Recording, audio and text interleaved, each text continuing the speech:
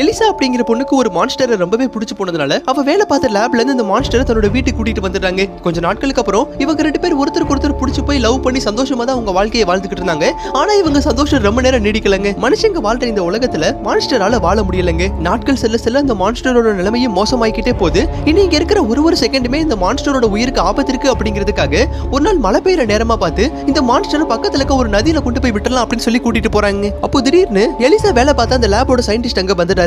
அவர் வச்சிருந்த பிஸ்டலை வச்சு அந்த மான்ஸ்டரை ஷூட் பண்ணாரு. ஷூட் பண்ண அடுத்த செகண்டே இந்த மான்ஸ்டரும் கீழே விழுந்துருதுங்க. நீ தான் கண்டிப்பா இந்த மான்ஸ்டர் எப்படியாவது கடத்தி கொண்டு போயிருப்ப அப்படின்னு சொல்லி நான் சந்தேகப்பட்டேன். ஆனா என்னோட சந்தேகம் உண்மையாயிருச்சு அப்படின்னு சொல்லி பேசிக்கிட்டு இருக்காருங்க. அப்போ திடீர்னு அந்த மான்ஸ்டர் உயிரோட எந்திரிச்சு இவர்கிட்ட போய் இவரை கொலையை பண்ணிருதுங்க. மனுஷங்க வாழ்ற இந்த உலகத்துல நம்மள சந்தோஷமா வாழ விட மாட்டாங்க அப்படின்னு எலிசாவை தூக்கிட்டு அந்த மான்ஸ்டர் பக்கத்துல இருக்க நதியில குதிச்சிருதுங்க. எலிசாவும் மூச்சு விட முடியாம கஷ்டப்பட்டுக்கிட்டு இருக்கா. அப்போ அந்த மான்ஸ்டர் எலிசாவை கிஸ் பண்ணதுக்கு அப்புறம் அவளால மூச்சு விட முடியுதுங்க. அதுக்கப்புறம் அவங்க வாழ்க்கையை சந்தோஷமா அவங்க வாழ தொடங்கிட்டாங்க.